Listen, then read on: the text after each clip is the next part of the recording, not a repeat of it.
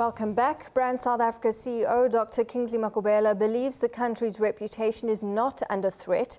He says that despite the ongoing political contest in the ANC, the country's key institutions remain strong. Makhubela is in New York after a visit to Washington, where he's engaging with key stakeholders with the message that South Africa is open for business. SABC's correspondent Sherwin Bryce-Pease caught up with him. The nation brand has a good reputation around. Particularly, we've built a long reputation with respect to resolving conflicts, contributing on those issues, and around issues of human rights, best constitutional democracy. So we have a good reputation that people really look up to us with respect to our strength as a country. But Dr. Makhubela, you'll agree that this image is falling if we are to look at the 3 places that South Africa dropped in the National Brands Index that measures governance, investment, immigration, exports, and so on. Is South Africa standing? Is South Africa's reputation falling around the world? And how do you counter that narrative? Well, the reputation is not falling. As you would know, Sherwin, the reputation goes through a periodic process of going up, going down. It's true. This time around, we've gone down with respect to different aspects. And they speak to dynamics that are taking place at home. But the reputation is quite strong. People have very strong perception around us. Issues of governance, we have independent judiciary system. Our financial system governance is good, even though we've taken a knock this time around. But there's a good perception around our systems and processes as a country. Let me quote your words to you in Washington this week. Quote, "The polity of our state is very stable. We don't have instability as far as that is concerned. And we've been trying to explain that people should not misconstrue political contestations to mean instability."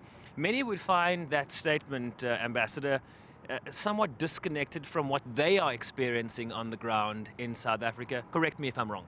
No, actually, that's what we've been trying to help people understand. Because the political system in South Africa is not under threat. There's no threat of unconstitutional takeover. There's no threat of undermining institutions or institutions failing. However, what we're having a political contestation, which is a normal process in any democracy. We've been trying to help people understand the difference between a political contestation and the polity of our state system. And actually, when we were in Washington, for the very first time, in my own view, the people we're interacting with, they started to understand the differences of the two, because they are of the view that we have a presidential system like they have here. We don't have that. I agree with you that some institutions are not failing, but some would argue that some institutions are in fact failing. There is a call, and the president has promised, for example, to institute a judicial commission of inquiry into issues of state capture, which speaks to serious and credible allegations of political and business corruption in South Africa. We've seen many political killings, up to 80 political killings in KwaZulu-Natal, including Sindiso Magaka, the former youth leader of the ANC. There is a sense that all is not well, and that's where you come in. So why paint just a positive picture when there are various realities on the ground that speak to a different narrative? Well, Sherwin, look at the issues around KZN. There's been a commission of inquiry that is totally independent. And that commission inquiry is going to make concrete suggestions in terms of how to deal with the challenges that we experience. But those challenges, however serious they may be, they really don't question the foundation of our democracy. That's what we're saying to people. Of the foundation of democracy, it's strong. Of course, it goes through periodic challenges there and then. It self-corrects because there are checks and balances that are built in the system. So it self-corrects and it will deal with these issues. I mean, we talk about the economic slide and some of the downgrades. We did see third quarter growth up 2% above expectations after the IMF said we would be growing at a rate of 0.7% in 2017. What does that spell perhaps for the future of South Africa's economic trajectory in your view? I think we need to build on the momentum of the third quarter, because if you look at the 3 issues the 3 sectors that really drove the third quarter, we experienced 2% growth. As you are saying, we're initially projected to grow at 0.7%. Manufacturing, mining, and agriculture. And these are the bread and butter issues in the country. So if you can build that momentum, having said that, the motor industry too, it's gaining huge momentum. So we need to leverage on that, the question of oceans economy, the infrastructure.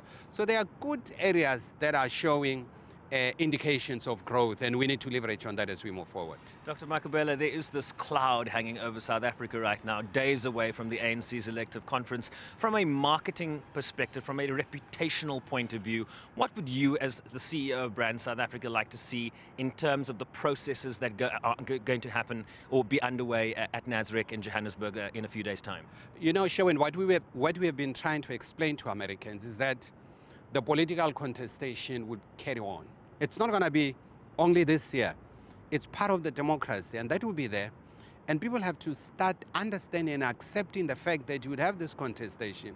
We've had similar contestation in this country. One party had more than 8 candidates that were running for the presidential office. But there was never a question about the foundation of the democracy of this country.